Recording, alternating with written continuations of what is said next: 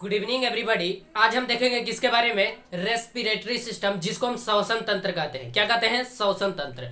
कल का क्लास आपका नहीं हुआ था, जिसकी वजह से क्या था, कुछ प्रॉब्लम, टेक्निकल इशू आ गया था, जिसकी वजह से कल का क्लास आपका नहीं हो पाया है। तो आज आपका लास्ट क्लास होगा। उसके बाद जो है कि आपका जो है कि क्लास 20 तारीख को खुलेगा। कब खुलेगा? 20 को, क्योंकि जो है कि क्या है, होली है। होली की वजह से आपको जो है कि क्लास जो होगा वो 20 से होगा। तो आज हम देखेंगे किसके बारे में, रेस्पिरेटरी सिस्टम, जिसको हम हिंदी में क्या कहते हैं, श्वसन तंत्र कहते हैं। यानी कि हम सांस कैसे लेते हैं उसके बारे में बताएंगे। उसको जो है कि कहां कहां से सांस लेते हैं, एकदम डीपली आपको बताएंगे कि कैसे कैसे सांस लिया जाता है और कैसे छोड़ा जाता है, इसको बताएंगे। एक बात याद रखेंगे, लोग क्या करते हैं ना कि जिंदगी से घबरा जाते हैं। जब लोगों की जिंदगी में बहुत ज्यादा मुश्किलें आ जाती है तो लोग क्या सोचते हैं, यार जिंदगी जीना ही बेकार है। क्या समझते हैं? जिंदगी जीना ही बेकार है, यानी कि जिंदगी से वो ऊब जाते हैं, घबरा जाते हैं। लेकिन उनको ऐसा नहीं सोचना चाहिए। आप उसी तरीके से आप एग्जाम्पल के थ्रू समझ सकते हैं कि आप फूल को देखते होंगे। फूल क्या होता है कि हजारों कांटों के बीच में, हजारों कांटों के बीच में वो क्या करता है कि वो अपने आप को मुस्कुराता रहता है। वो क्या है?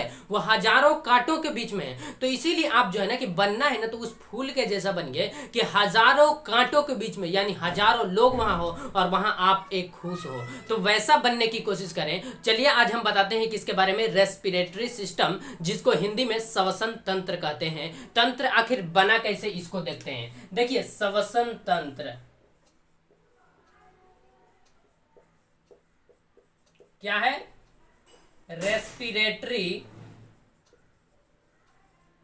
रेस्पिरेटरी क्या है? सिस्टम है कि नहीं है?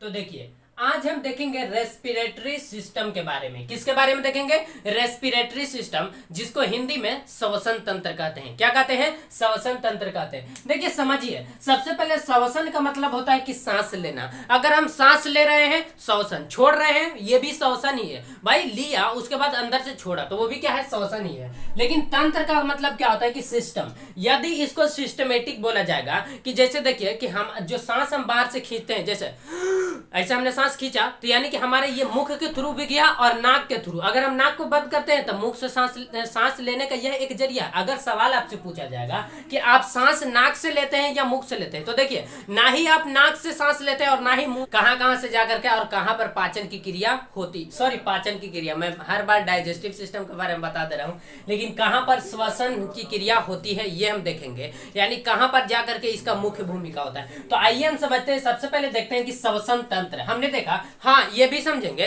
कि जब लोग मर जाते हैं, लोग जब मर जाते हैं यानी डेथ कर जाते हैं, तो उनका बॉडी क्या होता है? ठंडा हो जाता है। तो मरने के बाद उनका शरीर जो होता है कि ठंडा क्यों हो जाता है, इसके बारे में भी बताएंगे। आप ध्यान से देखेंगे। सबसे पहले आपने देखा श्वसन तंत्र। क्या देखा ये भी बताएंगे इस वीडियो में, इसमें आपको कि जो है कि हिचकी क्यों आता है, क्या आता है, इसके बारे में भी बताएंगे। तो देखिए, ये जो आपने देखा श्वसन तंत्र, जिसको हम रेस्पिरेटरी सिस्टम क्या कहते हैं, रेस्पिरेटरी सिस्टम। तो देखिए, आइए समझते हैं सबसे पहले कि श्वसन तंत्र में क्या होता है। श्वसन तंत्र में हमने देखा है, जैसे हमने डाइजेस्टिव सिस्टम में देखा था, उसी पार से जैसे मुख, गुहा, ग्रास नली, अमाशय, छोटी आंत, बड़ी आंत, मलाशय तथा गुदा, ये हमने देखा था ना। उसी तरीके से देखेंगे श्वसन तंत्र को भी। तो सबसे पहले इसका अंग देखेंगे, फिर श्वसन तंत्र का मार्ग देखेंगे और श्वसन अंग को देखेंगे कि श्वसन जो है ना कि आखिर किस अंग से होता है। तो आइए समझिए कि श्वसन तंत्र यानी कि रेस्पिरेटरी सिस्टम। अगर आपसे कोई पूछे कि आप जो सांस लेते हैं वो नाक से लेते हैं या मुंह से लेते हैं, तो देखिए, ना ही आप नाक से सांस लेते हैं और ना ही मुख से सांस लेते हैं। सांस जो लिया जाता है वो फेफड़ा लेता है। कौन लेता है? फेफड़ा।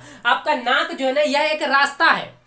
मुंह जो है यह एक क्या है? रास्ता है। जबकि फेफड़ा क्या है? यही सांस लेता है। फेफड़ा क्या है? यही सांस लेता है। जैसे आपने देखा कि आपके छत के ऊपर टंकी होता है कि नहीं, तो आपके छत के ऊपर का टंकी जो है ना, ये पानी को स्टोर करता है। जबकि पानी जगह जगह पहुंचाता है कौन? जो पाइप होता है। तो पाइप वो क्या है? वो रास्ता है। पाइप जो है ना, वो पानी को नहीं दे रहा, पाइप वो रास्ता है। पानी, मेन पानी दे रहा है कौन? टंकी दे रहा है। दे रहा है कि नहीं? तो उसी तरीके से आप समझेंगे। सबसे पहले आप देखिए, सबसे पहले आप फिगर देख लेंगे। क्या देखेंगे? फिगर देखेंगे कि सांस कैसे लिया जाता है। तो देखिए, सबसे पहले आप देख लीजिए श्वसन अंग।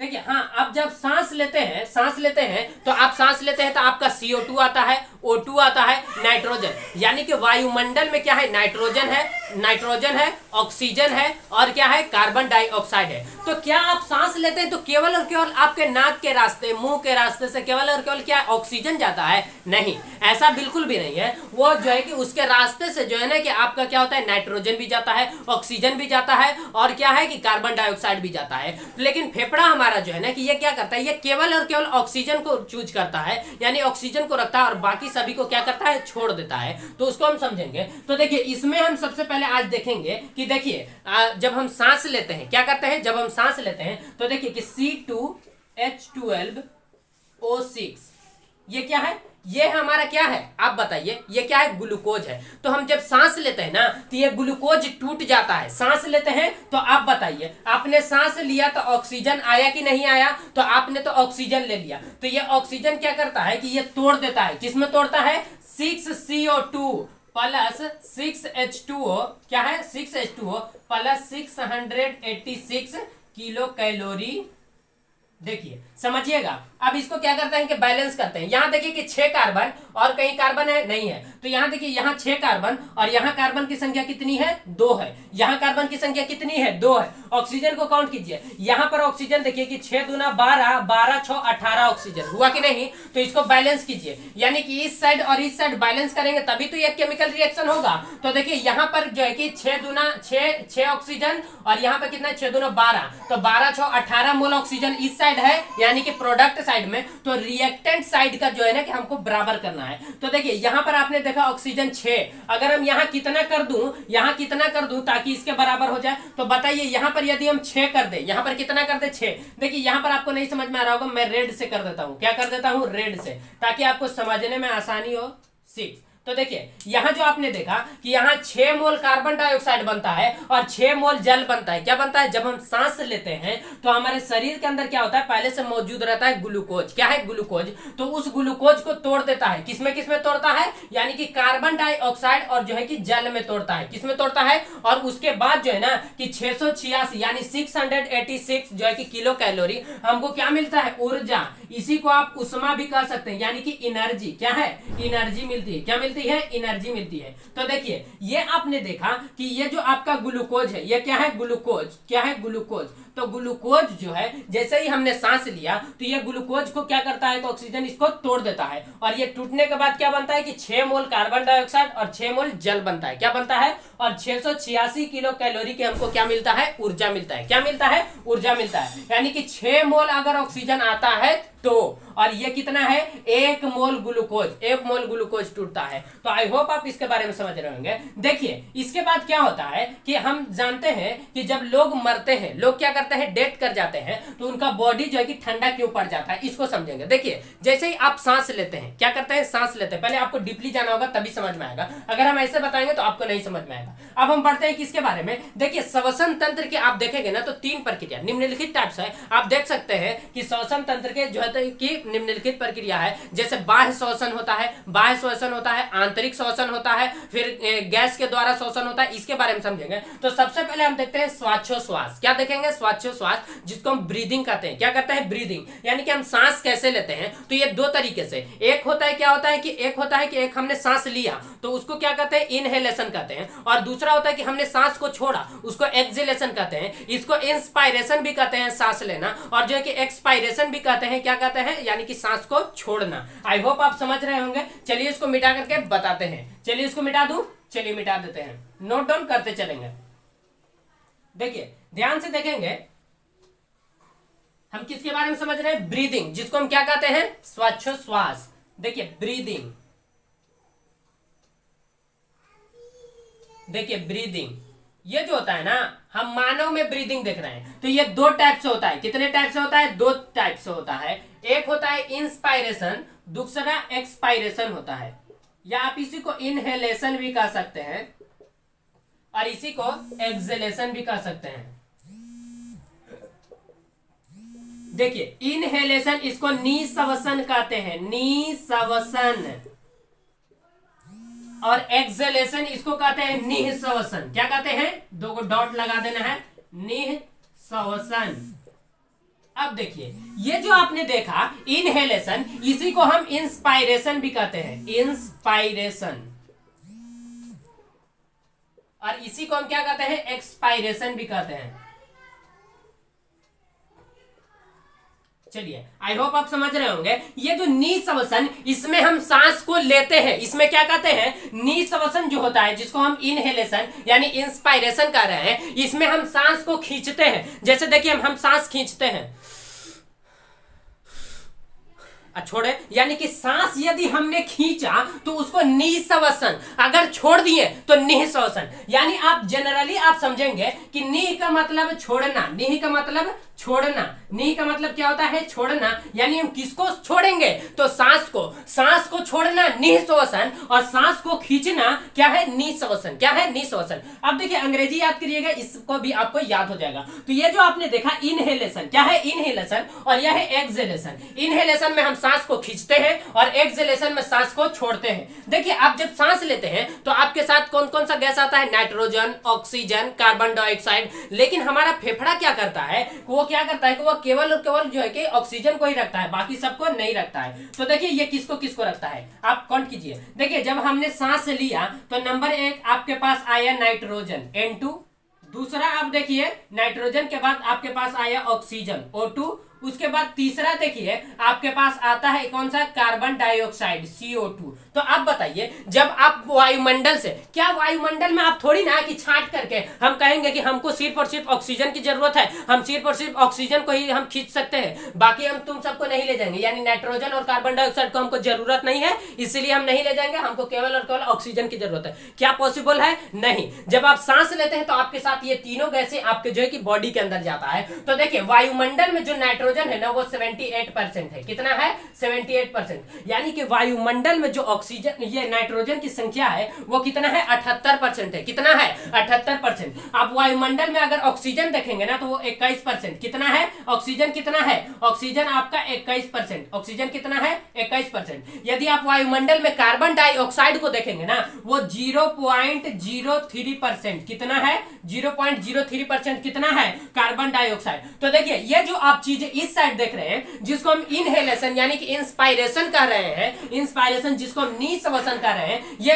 टोटल कितना है, ये वायुमंडल में पाया जाता है, जिसको हम लेते हैं, यानी हमने इसको खींचा, ये हमारे बॉडी के अंदर गया, नाइट्रोजन 78%। जैसे हम एक बार सांस लिए, तब बताइए जब हम सांस लेते हैं तो 500 ml ऑक्सीजन जाता है हमारे जो है कि फेफड़ों के अंदर। तो 500 ml ऑक्सीजन गया तो देखिए जिसमें नाइट्रोजन भी है, ऑक्सीजन भी है, कार्बन डाइऑक्साइड भी है। तो देखिए कि 78% नाइट्रोजन, 21% ऑक्सीजन और जो है कि 0.03% कितना है, कार्बन डाइऑक्साइड। तो आप बताइए क्या ये हमारे बॉडी को एग्जिस्ट कर पाएगा, ये हमारा बॉडी इसको नहीं कर पाता है। तो देखिए जब हम छोड़ते हैं तो क्या क्या छोड़ते हैं, इसको समझिए। देखिए जब हम छोड़ते हैं तो आपको मिलेगा, यहां पर आप देखिए, जैसे मैं ग्रीन से लिख देता हूं, हमने इतना को खींचा, इतना को खींचा और छोड़ते भी हैं तो नाइट्रोजन छोड़ते हैं।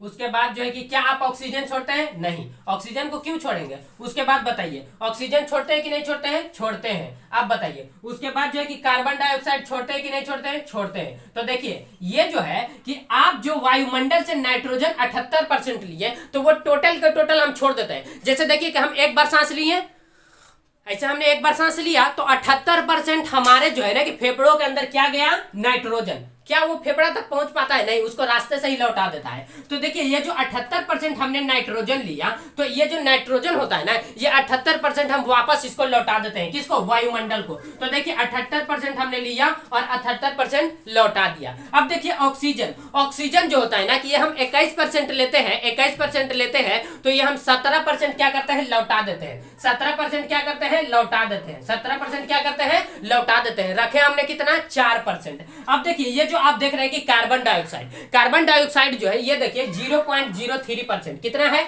0.03% वायुमंडल में है, लेकिन जब हम लौटाते हैं तो इसको बढ़ा देते हैं। आप बताइए कि हमारे बॉडी के अंदर 0.03% जो है ना कि ये वायुमंडल से हमने कार्बन डाइऑक्साइड को खींचा, लेकिन जब हम लौटाते हैं तो एक्स्ट्रा लौटाते हैं। कितना लौटाते हैं, तो कहीं कहीं आपको 4 मिलेगा, कहीं कहीं मिलेगा कि 4%, कहीं कहीं 4.6%। इसीलिए हम आपको कहते हैं कि आप 4 से 4.6% आप याद रखिए, 4 से 4.6% कि यानी कि जब हम सांस लेते हैं तो 78% नाइट्रोजन को हम लौटा देते हैं। उसके बाद देखिए कि हम O2 यानी कि ऑक्सीजन 21% खींचते हैं, जो कि 17% लौटा देते हैं। कहीं कहीं आपको 16% भी रहेगा, तो आप मेनली आप 17% याद रखेंगे। और जो कि कार्बन डाइऑक्साइड जो है कि वायुमंडल में 0.03% है, जिसको हम क्या करते हैं कि इसको हम एक्स्ट्रा कर देते हैं। क्यों एक्स्ट्रा हो जाता है भाई? हम भी तो कार्बन डाइऑक्साइड छोड़ रहे हैं, वायुमंडल से तो आया ही, वायुमंडल से 0.03% तो आया ही,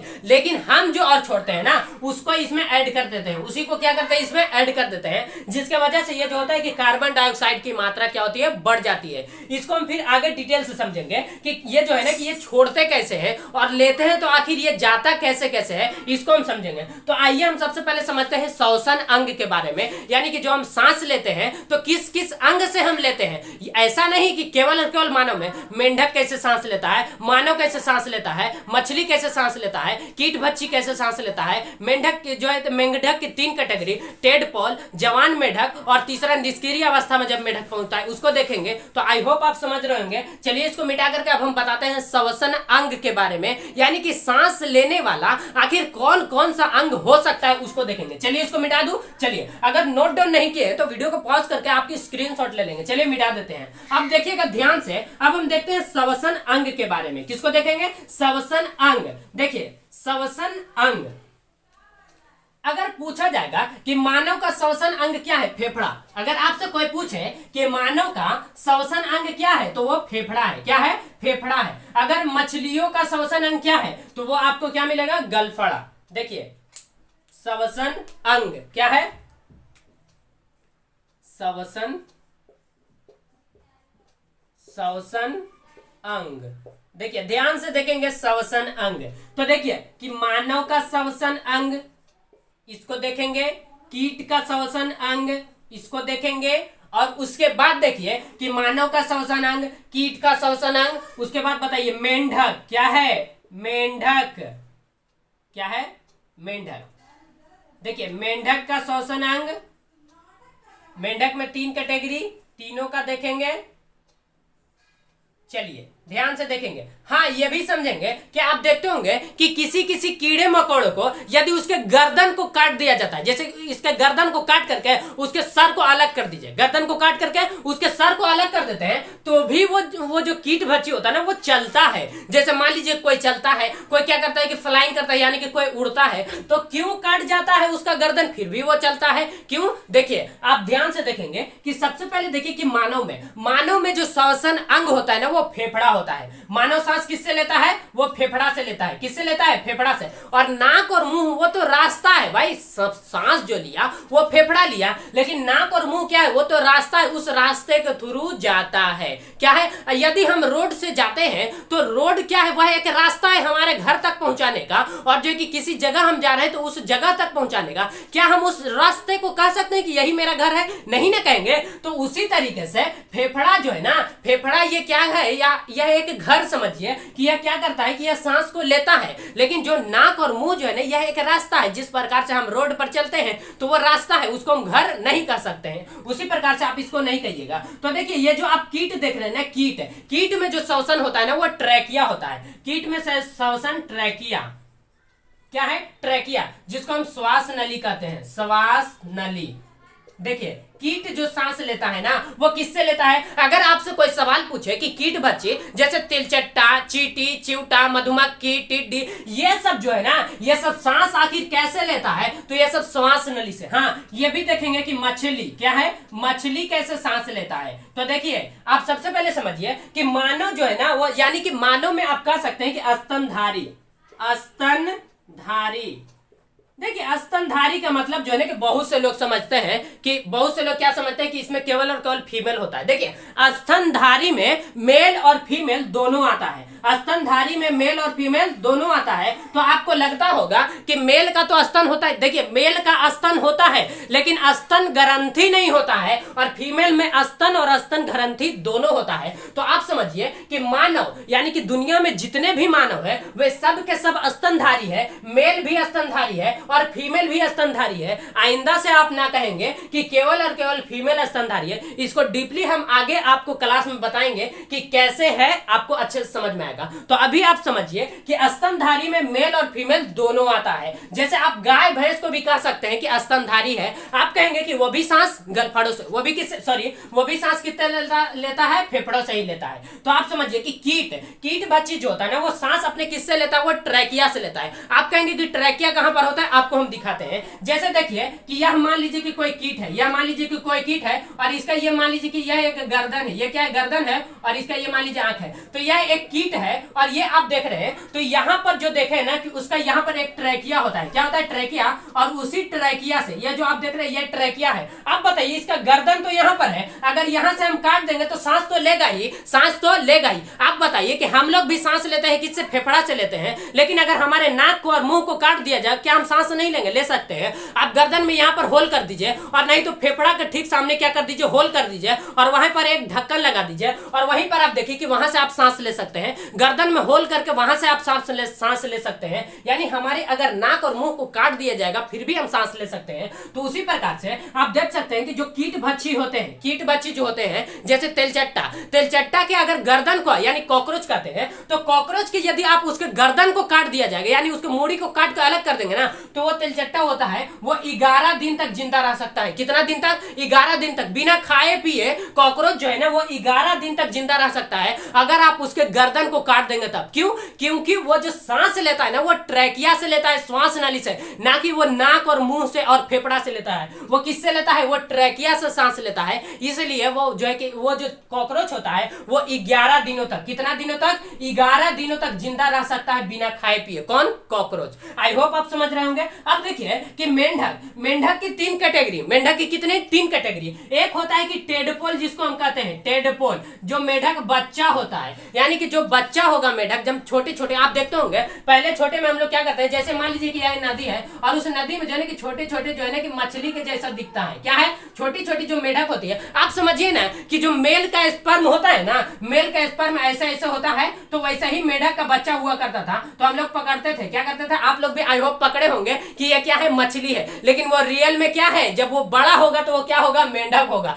बड़ा होगा तो क्या होगा, मेंढक होगा। तो आप समझिए ये क्या है, मेंढक है। आप जो है कि मेल का जो स्पर्म है ना, अगर आप उसको बहुत ही ज्यादा जूम कर देंगे ना तो आपको लगेगा ना कि वो क्या है, कि टेडपोल है, मेंढक का बच्चा है। तो देखिए कि मेंढक का जो बच्चा होता है वो तो पानी में रहता है, कहां रहता है, पानी में। तो देखिए कि जो बच्चा पानी में, मेंढक का बच्चा जो है उसको हम टेडपोल कहते हैं, तो वो तो पानी में, तो वो किससे सांस लेगा, गिल्स से। देखिए यहाँ जो आप मछली देख रहे हैं ना, तो मछली गिल्स से सांस लेता है, किससे लेता है, गिल्स से। आप बताइए कि मछली जो है ना वो किससे सांस लेता है, गिल्स, किससे सांस लेता है, गिल्स से। गिल्स को अगर आप उर्दू में देखेंगे तो गलफड़ कहा जाता है। क्या कहा जाता है, आप गलफड़ा भी कह सकते हैं। तो देखिए गिल्स को उर्दू में क्या कहा जाता है, गलफड़ कहा जाता है। क्या कहा जाता है, गलफड़। तो देखिए कि ये जो आपने देखा कि मेंढक जो छोटा बच्चा होता है वो सांस लेता है किससे, गिल्स से। किससे सांस लेता है, गिल्स से। लेकिन जब मेंढक जवान हो जाता है, क्या हो जाता है, जवान हो जाता है, यानी कि वो क्या होता है कि जवान हो जाता है, युवा अवस्था में मेंढक आ जाता है, तो वो किससे सांस लेता है, वो फेफड़ा द्वारा सांस लेता है। किससे सांस लेता है, फेफड़ा द्वारा। अब देखिए जब मेंढक जवान हो जाता है तो उसकी भी 2 कैटेगरी,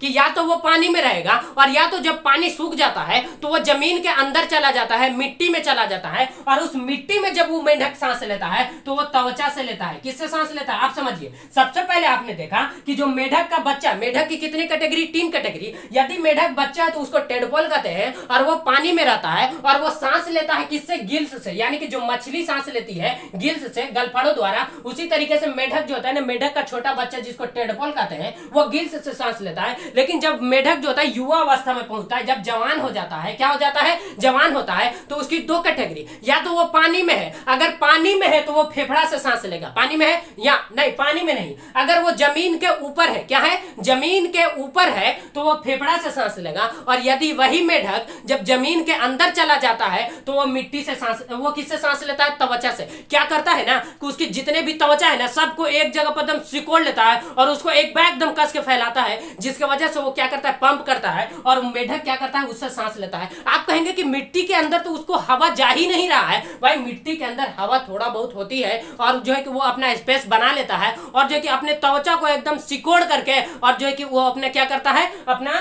जो है कि ऑक्सीजन यानी कि लेते रहता है। क्या करता है? श्वसन बनाते रहता है।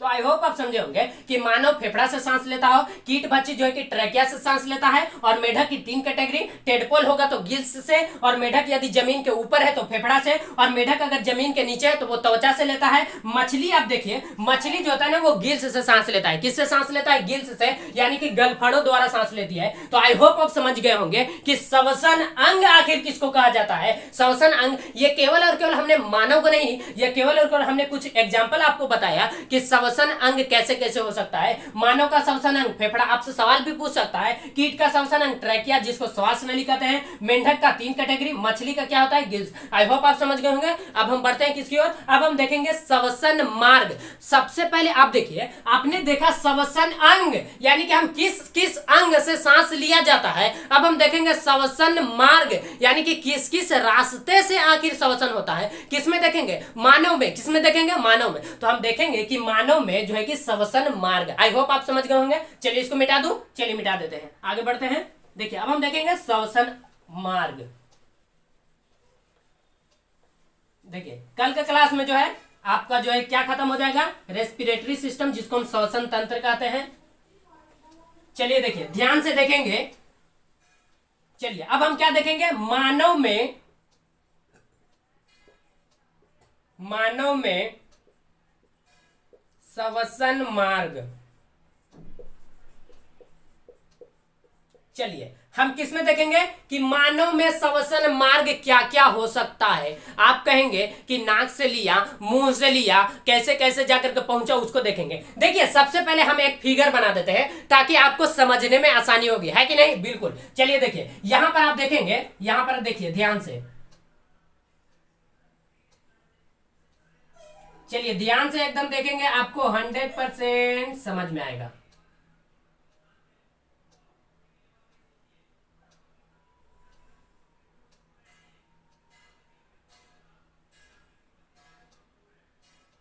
आई होप आपको दिख रहा होगा।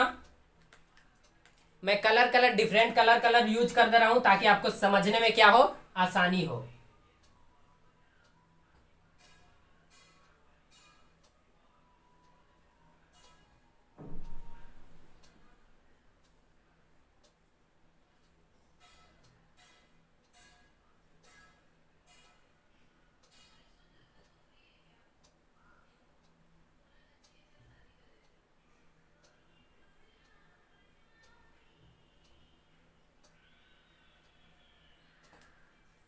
चलिए देख रहे हैं आप लोग भी क्या करेंगे कि फिगर बनाते चलेंगे।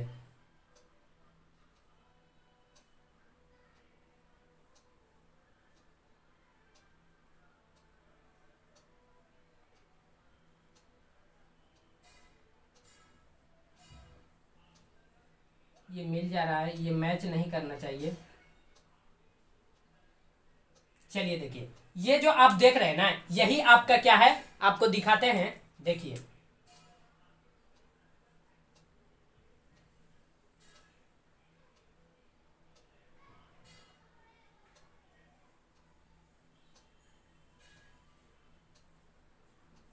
चलिए ध्यान से आप देखेंगे, ध्यान से देखेंगे, आपको 100% समझ में आएगा। क्या है?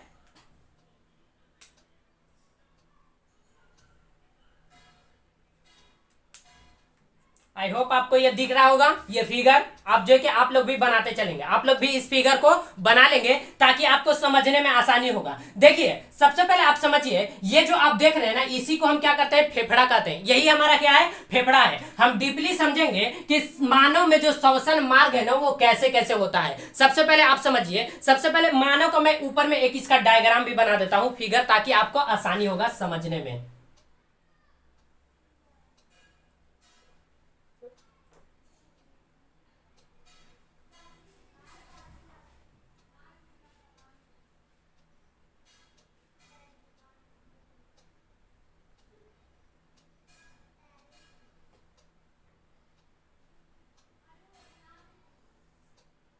चलिए समझिएगा।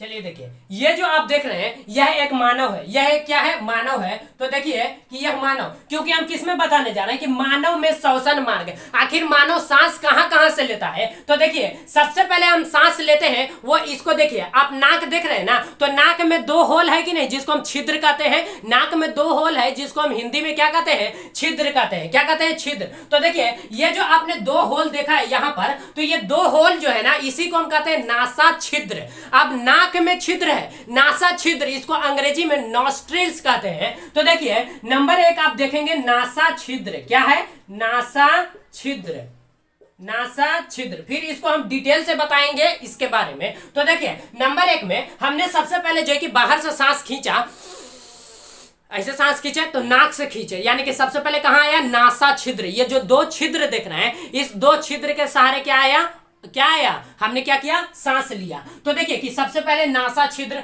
उसके बाद पहुंचता है ये जो नाक के सबसे आगे वाला भाग, दो होल देख रहे हैं, आपको जूम करके देख सकते हैं कि दो होल है, इसी को हम कहते हैं नासा छिद्र। आप बताइए कि नाक का सबसे लास्ट वाला जो भाग होता है ना, उसी को हम कहते हैं नासा कपाट। देखिए दूसरा नासा कपाट, नासा कपाट, छोटा छोटे लिखेंगे ताकि इधर भी हट जाए। तो देखिए सबसे पहले रिपीट कीजिए, दो का आप ग्रुप बना के याद करेंगे, आपको 100% याद होगा कि देखिए सबसे पहले हमने सांस लिया तो नासा छिद्र, उसके बाद कहां गया, नासा कपाट। आप देखिए आपको ये नासा कपाट नहीं, आप तो नासा छिद्र समझ गए होंगे कि नाक में जो दो होल है, यानी कि दो छिद्र है, दो छेद है, उसी को ना नासा छिद्र कहा जा रहा है, जिसको हम अंग्रेजी में नॉस्ट्रिल्स कहते हैं। तो देखिए कि नासा छिद्र तो आप समझ गए, लेकिन आपको नासा कपाट नहीं समझ में आ रहा होगा। आप देखिए कि जब बच्चा था, बचपन में आप देखे होंगे या आपको हुआ भी होगा या और किसी और को, कि जब बहुत ज्यादा गर्मी पड़ती है तो बच्चों का क्या होता है कि नाक से ब्लड आने लगता है, नाक से क्या आने लगता है, ब्लड, यानी कि खून निकलने लगता है, जिसको हम कहते थे बचपन में, देहाती भाषा में कहा जाता है कि क्या होता है कि बनास फट गया। क्या फटा है, बनास। तो अगर आपको रियली में देखा जाए तो उसका जो नासा कपाट है ना, नासा कपाट, उस पर क्या हुआ है, चोट लगा है, उस पर क्या हुआ है कि चोट लगा है, जिसको हम कहते हैं कि नासा कपाट। यानी कि नाक का सबसे लास्ट वाला जो भाग होता है ना, उसी को हम नासा कपाट कहते हैं। क्या कहते हैं, नासा कपाट। तो देखिए यहां पर आप देखेंगे ना, सबसे लास्ट वाला भाग जो है ना, इसी को हम नासा कपाट कहते हैं। और ये वाला हमारा नासा छिद्र है, दो होल, नासा छिद्र, नासा कपाट, नासा छिद्र, नासा कपाट, नासा छिद्र, नासा कपाट। उसके बाद देखिए हम सांस लेते हैं तो कहां जाता है, सबसे पहले नासा छिद्र, नासा कपाट, नासा छिद्र, नासा कपाट। उसके बाद देखिए आप जो है ना मुंह को खोलिए, मुंह को क्या कीजिए, खोलिए, बड़ा सा होल कीजिए, आ, जैसे आप देख रहे हैं, आप देखेंगे, मैं जूम कर देता हूं, आ। देखिए ये जो हम आ किए ना, तो इसके आपको दिख रहा होगा टॉन्सिल। क्या दिखा होगा, टॉन्सिल। मेरा एक दांत भी टूटा हुआ है, वो भी दिख रहा होगा। तो ये देखिए कि आपको एक टॉन्सिल दिखा होगा। टॉन्सिल क्या करता है ना कि भोजन जब हम स्पीड में खाते हैं तो ये टॉन्सिल क्या करता है कि उसको रोकता है। क्या करता है, रोकता है, यानी थोड़ा स्लो भी करता है। कभी कभी आप मछली खाते होंगे तो आपका कंटा भी गड़ जाता होगा टॉन्सिल में, जिससे बढ़ जाता है, जो है कि ठंडा चीज खाने से भी बढ़ जाता है। तो देखिए टॉन्सिल जो है ना, टॉन्सिल के जस्ट पीछे वाला भाग देखेंगे, मैं फिर से दिखाता हूं, टॉन्सिल। तो टॉन्सिल का जस्ट जो पीछे वाला भाग होता है, जिसको आप दीवाल कहिए ना, दीवाल, आप देख रहे होंगे ऐसे आपको होल दिख रहा होगा, ये टॉन्सिल, और टॉन्सिल के बाद जस्ट एकदम दीवाल दिख रहा होगा, तो उसी को क्या कहते हैं, फायरिंग्स। उसी को क्या कहते हैं, तो तीसरा आपको याद रखना है, फायरिंग्स, फायरिंग्स। आप बताइए कि पहला आपने याद किया कि नासा छिद्र, नासा कपाट, नासा छिद्र, नासा कपाट, आपको दो ही याद करना है ताकि आपको यह आसानी होगा। तो नासा छिद्र, नासा कपाट, नासा छिद्र, नासा कपाट, उसके बाद फायरिंग्स। तो ये जो आपने देखा कि ये जो आपका जो ये होता है, क्या होता है, टॉन्सिल। टॉन्सिल का जस्ट पीछे वाला जो दीवाल होता है ना, उसी को हम क्या कहते हैं, उसी को कहते हैं फायरिंग्स। उसी को क्या कहते हैं, फायरिंग्स। अब देखिए आपका चौथा नंबर आता है लैरिंग्स। क्या आता है, लैरिंग्स, लैरिंग्स, देखिए ये जो आपने देखा चौथा नंबर आपका क्या आता है, लैरिंग्स। तो सबसे पहले बोलिए नासा छिद्र, नासा का पार्ट, फायरिंग्स, लैरिंग्स, नासा छिद्र, नासा का पार्ट, फायरिंग्स, लैरिंग्स, नासा छिद्र, नासा का पार्ट, फायरिंग्स, लैरिंग्स। देखिए अब मैं दिखाता हूं, आप बोलते चलेंगे नासा छिद्र, नासा का पार्ट, आप हाथ रखते चलेंगे वहां, नासा छिद्र, नासा का पार्ट, नासा छिद्र, नासा का पार्ट, फायरिंग्स, क्या है, फायरिंग्स। अब देखिए लैरिंग्स जो होता है ना आपके गर्दन में मिलेगा, लैरिंग्स को जो होता है ना कि वॉइस बॉक्स भी कहा जाता है। अगर आप लैरिंग्स पे मारेंगे और बोलेंगे, जैसे देखिए अगर आप लैरिंग्स पे मारेंगे और बोलेंगे तो देखिए मेरा आवाज जो है कि कुछ डिफरेंट हो रहा है कि नहीं। तो अगर आप लैरिंग्स पे मुंह यानी कि उस पर मारेंगे तो क्या होता है कि वो आपका आवाज बदल जाता है। लैरिंग्स पर मारने से क्या होता है, आवाज बदल जाता है। आई होप आपको जो है कि आवाज कुछ डिफरेंट लग रहा होगा कि लैरिंग्स पर यदि हम मारते हैं तो आवाज क्या होता है, डिफरेंस। यदि आप फायरिंग्स पर करेंगे तो कोई इफेक्ट नहीं पड़ता है। तो आप रिपीट कीजिए कि नासा छिद्र, नासा का पार्ट, फायरिंग्स, लैरिंग्स, नासा छिद्र, नासा का पार्ट, फायरिंग्स, लैरिंग्स। आप जो कि हाथ रखते चलेंगे, नासा छिद्र, नासा का पार्ट, फायरिंग्स, लैरिंग्स, नासा छिद्र, नासा का पार्ट, फायरिंग्स, लैरिंग्स। अब देखिए जैसे ही आप लैरिंग्स के बाद आपका कहां आता है, लैरिंग्स के बाद ये आपका आता है ट्रैकिया। आप जैसे देखिए कि आपने भोजन किया था तो मुख में यदि भोजन है तो उसको बोलस कहा जाता था। मुख से भोजन जब नीचे आता था तो ग्रास नली कहते थे, जिसको हम ओइसोफेगस कहते हैं। क्या है, यहीं से आपका दो कैटेगरी बन जाता है, ओइसोफेगस और एक होता है ट्रैकिया। एक होता है क्या होता है, ट्रैकिया। तो देखिए ये जो आपने देखा नासा छिद्र, नासा का पार्ट, फायरिंग्स, लैरिंग्स, नासा छिद्र, नासा का पार्ट, फायरिंग्स, लैरिंग्स। इसके बाद आपका 5 नंबर आता है ट्रैकिया। क्या आता है, ट्रैकिया। देखिए ट्रैकिया ये वाला जो भाग देख रहे हैं इसी को हम कहते हैं ट्रैकिया। ट्रैकिया क्या है, ट्रैकिया है। देखिए सबसे पहले आपने देखा नासा छिद्र, यह है नासा छिद्र, नासा छिद्र, ये वाला भाग नासा कपाट, नासा कपाट। और उसके बाद मुख में जो आप जिसको क्या करते हैं, जो मुख में जो टॉन्सिल के सबसे लास्ट वाला भाग जो देख रहे हैं, जो दीवार जैसा है, उसी को क्या कहते हैं, उसी को आप क्या कहेंगे, फेरिंग्स। फेरिंग्स, तो ये आपका फेरिंग्स है। और गर्दन वाला जो ये वाला भाग देख रहे हैं यहां पर आपको मिलेगा लैरिंग्स। क्या मिलेगा, लैरिंग्स। लैरिंग्स देखिए यहां पर आप देखेंगे ना तो आपको राउंड राउंड मिलेगा। आपको समझ में आएगा, समझा देते हैं।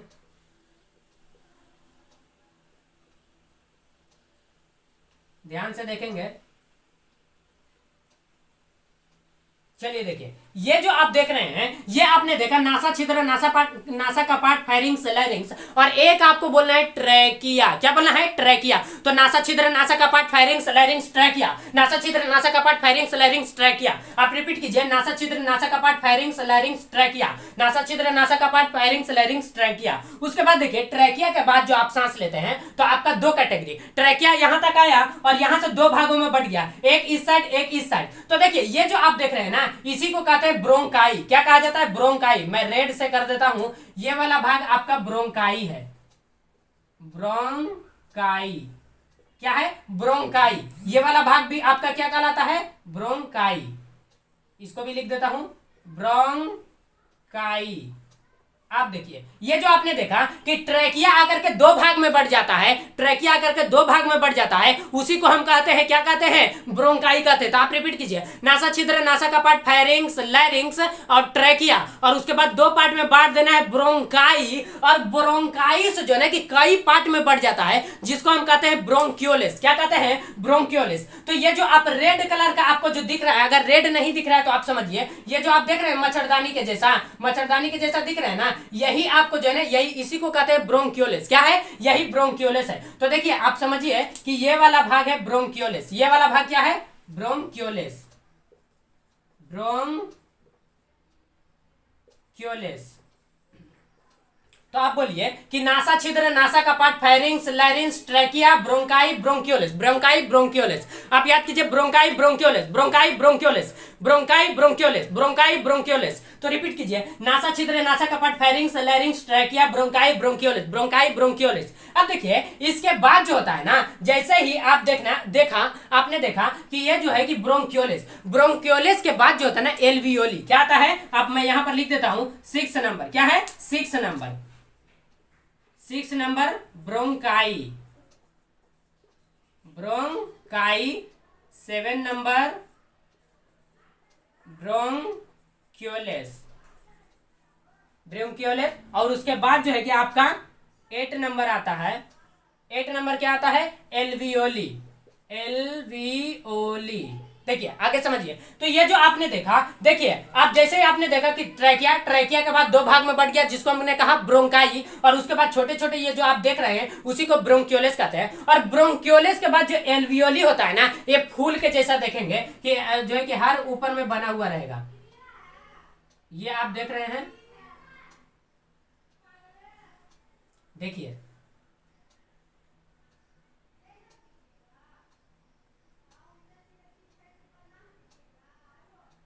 चलिए देखिए,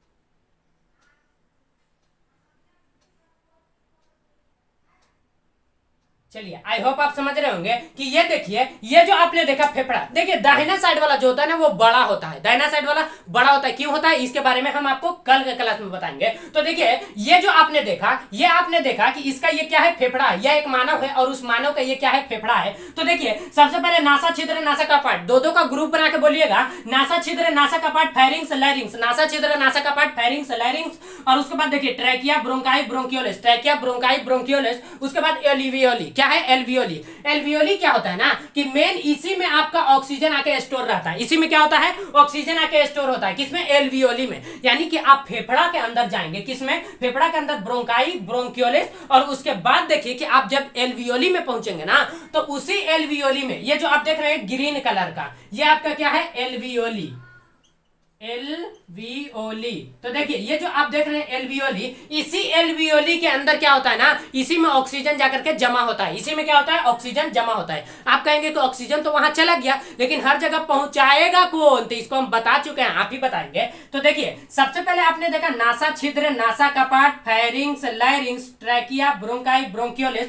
उसके बाद एल्वियोली। यानी आप देखते होंगे जैसे कोरोना वायरस होता है ना, कोरोना वायरस, कोरोना वायरस में क्या होता है कि जैसे ही कोरोना आपका, देखिए जनरली तो आप 2 से 3 घंटा तक देखें तो वो ट्रैकिया में ही टहलते रहता है, इसीलिए डॉक्टर क्या कहता है कि आप गर्म पानी पीजिए। यानी कि पूरा अगर आपको कोरोना वायरस नहीं हुआ है तो डॉक्टर क्या होता है, अगर आप हल्का सा अगर आपको हुआ है तो क्या होता है कि वो जो होता है ना ट्रैकिया में ही टहलते रहता है 2 घंटा तक। तो यदि आप उस समय गर्म पानी पी लेते हैं या गाढ़ा पीने के लिए कहता है, तो गर्म यदि आप पीते हैं तो वो क्या करता है कि उसको मारता है, क्या करता है, उसको मारता है। तो इसीलिए डॉक्टर कहते हैं ना कि पानी, गर्म पानी पीजिए, क्या करने के लिए, गर्म पानी। तो एल्वियोली में क्या होता है ना, वो जाकर के पूरा भर जाता है, वो क्या होता है, जाकर के भर जाता है। आप देखते होंगे टीबी, टीबी का जो बीमारी होता है ना, टीबी का बीमारी आप देखते हो किसी किसी को दम्मा का बीमारी होता है। ये क्यों होता है इसको समझिए, टीबी का बीमारी कैसे होता है इसको समझिए। तो देखिए ये जो आप फेफड़ा देख रहे हैं ना, फेफड़ा, फेफड़ा का ये जो आप एल्वियोली देख रहे हैं, इसी एल्वियोली के अंदर यदि आप जो है कि सांस लेते हैं, आपने सांस लिया तो सांस हम लिए और वही जाकर के वहां क्या होता है कि यदि कोरोना वायरस अगर अंदर चला गया और वही जाकर के एल्वियोली में बैठ जाता है। आप बताइए यदि आपके जो है कि एल्वियोली के अंदर जाकर के कोरोना वायरस भर गया, यदि आप एक बार में सांस लेते हैं ना तो 500 ml जो होता है ना कि हवा जाता है, 500 ml कितना जाता है, उसमें नाइट्रोजन है, ऑक्सीजन है, कार्बन डाइऑक्साइड है, ये सभी मिलकर कितना जाता है, 500 ml। लेकिन क्या होता है कि एल्वियोली जो है ना वो जनरली वो 600 तक आप मैक्सिमम कह सकते हैं। जैसे आपने देखा होगा 600 ml का आप पेप्सी का बोतल देखे हैं ना, उतना ही समझिए कि आप एक बार सांस लेते हैं। जैसे देखिए एक बार हम सांस लिए तो 600 ml, आप जनरली आप 500 ml मानिए ना, 500 ml ही हम सांस लेते हैं। तो उस जैसे ही हमने सांस लिया, कोरोना वायरस आया और ट्रैकिया के माध्यम से, सबसे पहले कहा है नासा छिद्र, नासा कपाट, फेरिंग्स, लैरिंग्स, ट्रैकिया, ब्रोंकाई, ब्रोंकियोलिस, उसके बाद चले गए एल्वियोली में। जैसे ही कोरोना वायरस एल्वियोली में पहुंचता है, एल्वियोली में जाकर के भर जाता है। आप बताइए उसके बाद यदि आप सांस लेंगे तो आपके फेफड़ा में तो जगह है ही नहीं। जैसे मान लीजिए कि आपके छत के ऊपर टंकी है, उस टंकी में यदि आप पानी भर देंगे और उसके बाद फिर जो है कि आप पानी चलाएंगे, तो क्या उस टंकी में पानी एब्जॉर्ब होगा, वो टंकी उस पानी को एब्जॉर्ब कर पाएगा, नहीं कर पाएगा, क्योंकि उसके अंदर जगह ही नहीं है, जिसकी वजह से वो बाहर फेंक देता है। तो उसी टाइप से समझिए कि जैसे ही कोरोना वायरस आपके एल्वियोली तक पहुंच गया, उसमें जाकर के बैठ गया, आप कितना भी सांस लेंगे आपके अंदर सांस आएगा ही नहीं। यदि आता है, जैसे यदि आपने ले लिया कि ये क्या है, नासा छिद्र, नासा कपाट, फेरिंग्स, लैरिंग्स, ट्रैकिया, ब्रोंकाई, ब्रोंकियोलिस, यहां तक है, लेकिन एल्वियोली में तो जा ही नहीं रहा है। यदि आपका एल्वियोली में ऑक्सीजन नहीं जाएगा तो आपका पूरे शरीर में जो है कि ऑक्सीजन को कौन पहुंचाएगा, नहीं पहुंच पाएगा। यदि आपका ऑक्सीजन पूरे शरीर में नहीं पहुंचेगा, आपका शरीर एकदम ठंडा पड़ने लगेगा और आपका क्या हो जाएगा, डेथ हो जाएगा। क्या हो जाएगा, डेथ हो जाएगा। देखिए इसी के जस्ट नीचे ये जो आप देख रहे हैं ना फेफड़ा, इसी के जस्ट नीचे होता है डायफ्राम। क्या होता है, डायफ्राम। यही हमारे मदद करता है। अभी हम आपको बताते हैं कि सांस लेते हैं तो इसको छोड़ता क्यों है, ये कैसे बाहर जाता है, इसको बताते हैं। तो देखिए ये जो आपने देखा ये है डायफ्राम, इसको हम बताते हैं डायफ्राम। देखिए सबसे पहले आप समझिए कि कोरोना वायरस तो आपके एल्वियोली में भर गया।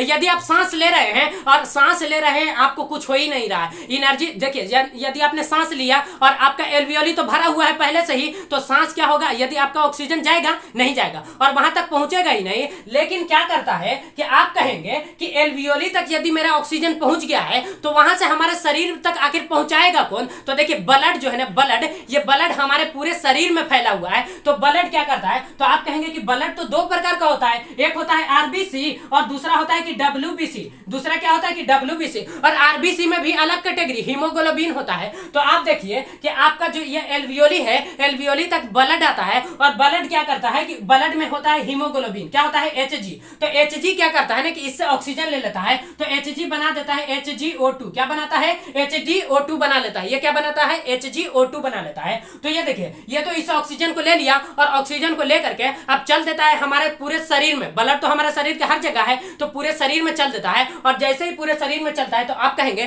कि अब उस हीमोग्लोबिन से कौन लेगा, हीमोग्लोबिन सबको दे देता है। जैसे जिसको जिसको जरूरत है, जैसे हमारे हाथ में जरूरत है हाथ की कोशिकाओं को, पैर की कोशिकाओं को, जो है कि गर्दन की कोशिकाओं को, जितने भी हमारे बॉडी के कोशिकाओं को यानी ऑक्सीजन की जरूरत है, ये ब्लड क्या करता है, ब्लड के अंदर का जो आरबीसी है, आरबी के अंदर का जो आरबीसी के अंदर का जो हीमोग्लोबिन है, ये सभी को क्या करता है कि सभी को ऑक्सीजन दे देता है। और जिसके जिसके पास जो कार्बन डाइऑक्साइड मौजूद रहता है, ये वापस उससे कार्बन डाइऑक्साइड ले आता है और ला करके क्या करता है कि फिर से ये एल्वियोली के दे देता है और कहता है कि इसको बाहर कर दो। क्या करता है, बाहर करने के लिए। तो आप बताइए कि ऑक्सीजन तो ले लिया खुद, लेकिन इसको बाहर निकलेगा कैसे। तो ये जो आप डायफ्राम देख रहे हैं ना, डायफ्राम, ये जस्ट क्या होता है कि आपके फेफड़ा के नीचे, यानी आप कह सकते हैं कि थोरेसिक के नीचे होता है। आप कहेंगे कि थोरेसिक कैविटी जो होता है ना, उसके नीचे होता है। आप कहेंगे कि इसको थोरेसिक कैविटी क्यों कहा जा रहा है। भाई कैविटी का मतलब गुहा होता है, यानी कि क्या होता है, इसको हम वक्ष गुहा या इसी को आप छाती गुहा कह सकते हैं। और ये क्या होता है, गुहा का मतलब खाली जगह होता है, जिसको हम कैविटी कहते हैं।